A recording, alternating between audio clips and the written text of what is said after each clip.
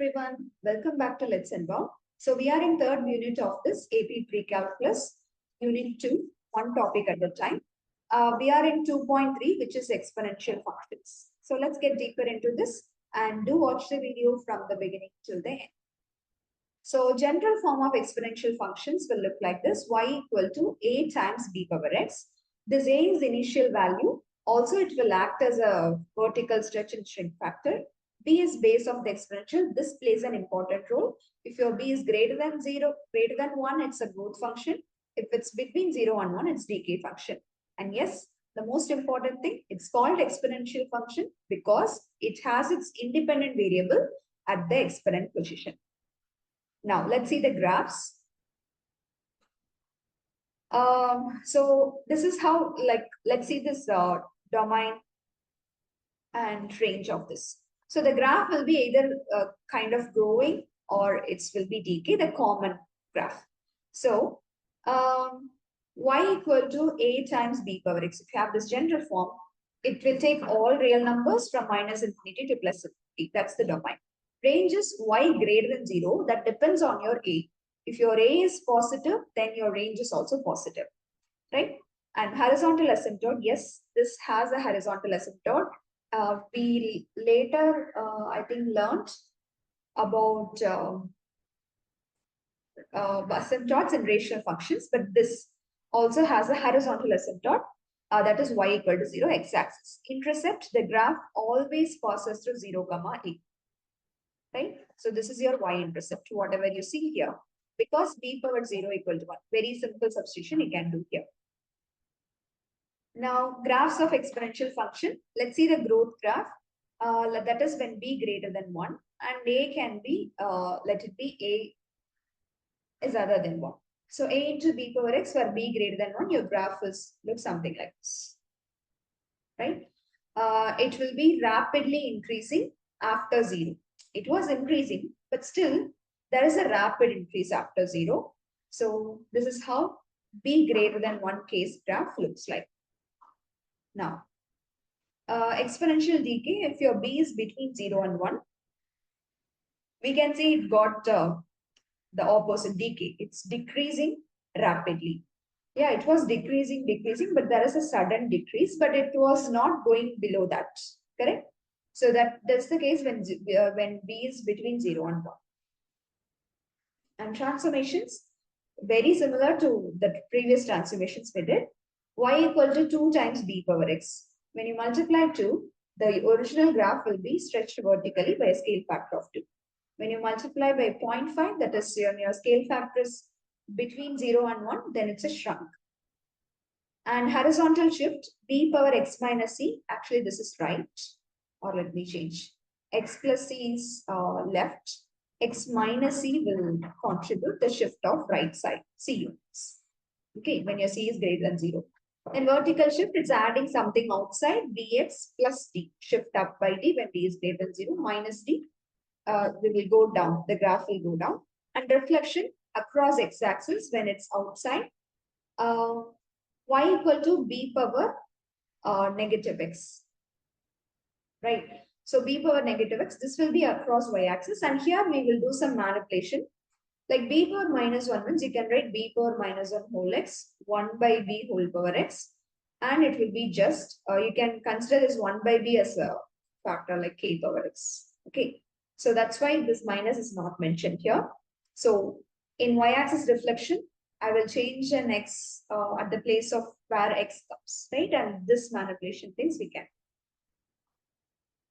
Right, and yes, now 2 power x exponential growth, and just reciprocal of 2 is 1 by 2, 0.5 power x. You can see the difference. This is a growth, 2 power x, and this is a decay. And both range is greater than y greater than 0 because my a is like standard 1 here. Now, this is very important thing.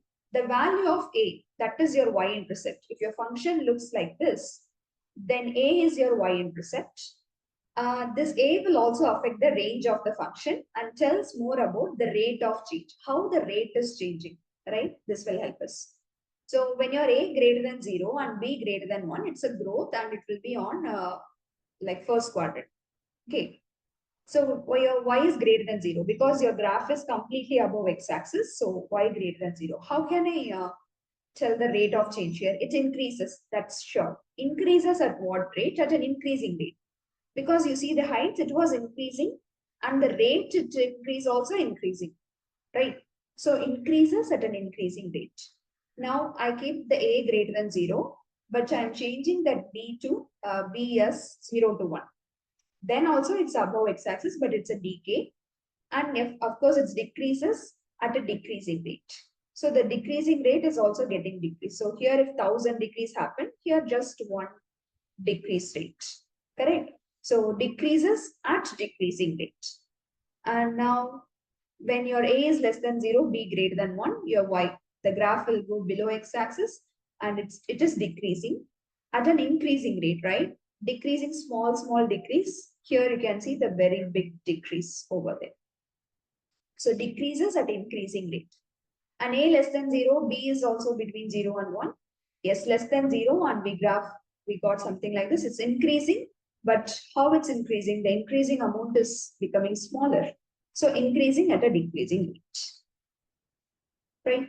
So this is the thing. Now let's see the characteristics of exponential function. It's either always increasing or always decreasing. Now, if your base b is greater than 1, if the function increases, it's growth only. Between 0 and 1, the function decreases, it's decay. So there is either full decrease or full increase. So we can't find maximum or minimum in the entire domain. But if you got some restriction, like if you want to find the maximum minimum, that can be done. Okay, but throughout the exponential function, if you like to do the maximum minimum, it's not possible. Then concavity, the curve has always bent. We see either it's like this, or it's like this, it's like this, or it's like this, something. So it's always bent in one direction, no two more bends. So it's either concave up or concave down.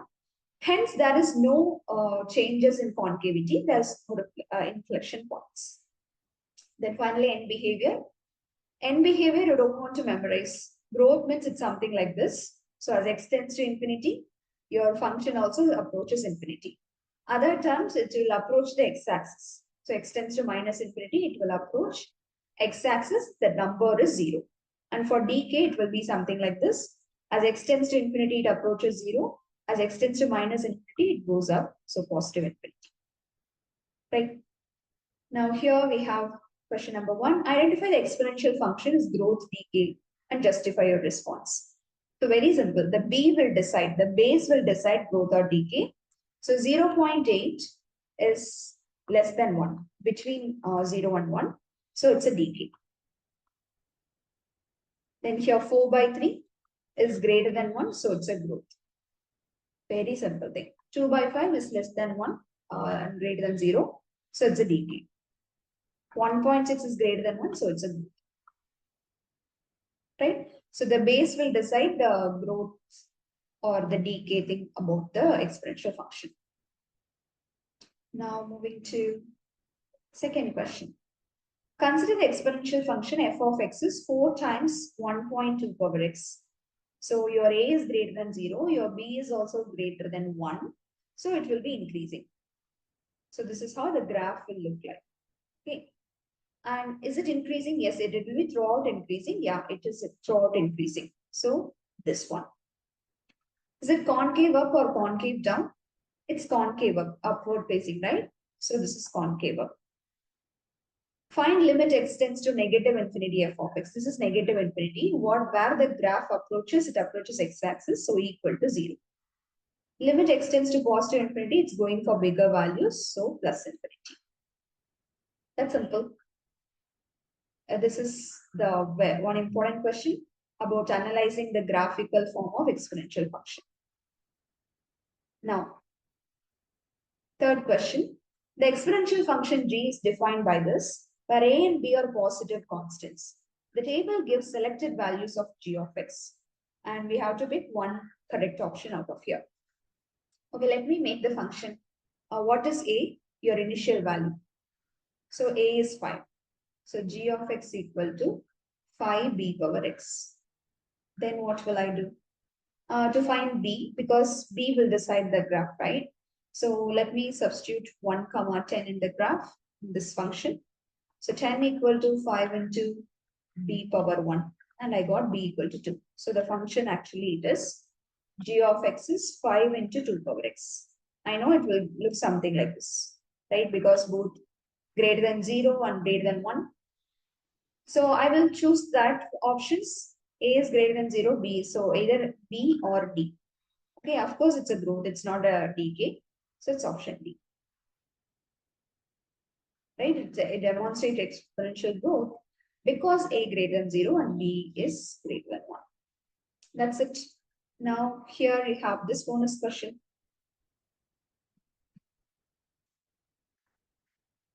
H of x is a function, and it has some table of values. Write the general form, and you have to say whether it's decay or growth, and you have to tell whether it's always increasing, decreasing, concavity, and you need to find the limits at these cases, right? And that's the wrap for today's video. I hope this video might be helpful to you. If yes, you can share your feedbacks, or even if you have any queries, you can post it in comment box. And scan the QR code given over here. If you want to join Let's Unbox Student Community WhatsApp group, I will be coming with next video very soon. Until then, keep learning, keep practicing, stay curious.